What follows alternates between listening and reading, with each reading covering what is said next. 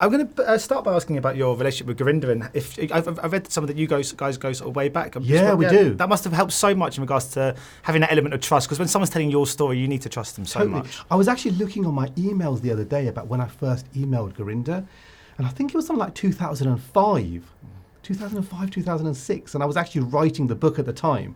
And I remember when I was writing it, I was thinking to myself, this is a story about somebody from a Asian background who likes a slightly unlikely hero and whose life is transformed. And I was like, God, man, can you imagine if Gurinder would direct a film like this?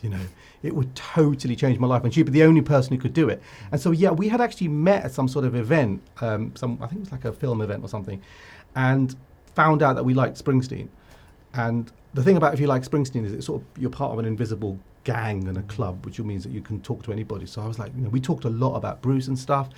And so when we started talking about the book, and I showed her the book as I was writing it, and she said, I think there could be a film in this, but we don't quite know what the story is. And also, we need to get Springsteen on board.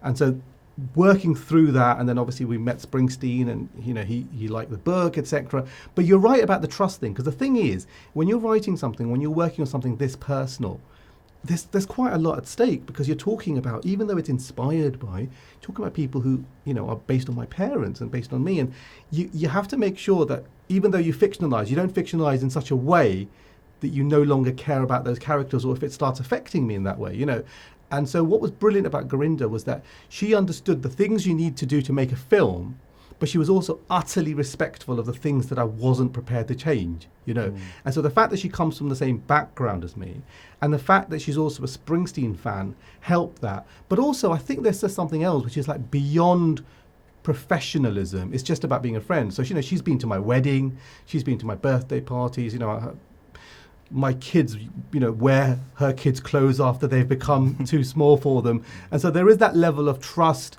and there's just a trust and respect, which just basically means we're both fighting for the same thing ultimately.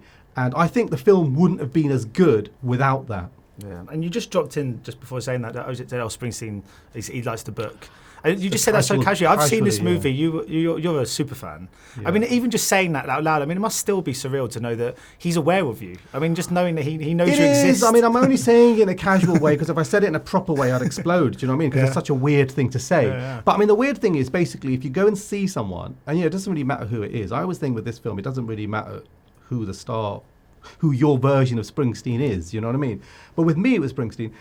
And to sort of see somebody, and you see them countless times, like 150 times, and you're in the audience, and you're looking at this person, and you're thinking this person's music is amazing, and you're thinking this person has affected me profoundly. And then there's this moment when you realize that person has recognized you. And that's such a weird thing, because you always think it's that way. You never think it's that way.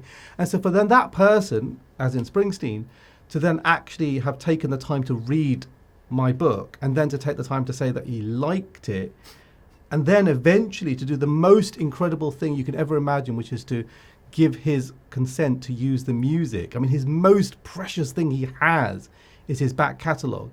And to say that he's going to trust Gurinder and me with his back catalogue, I mean, it's just completely humbling.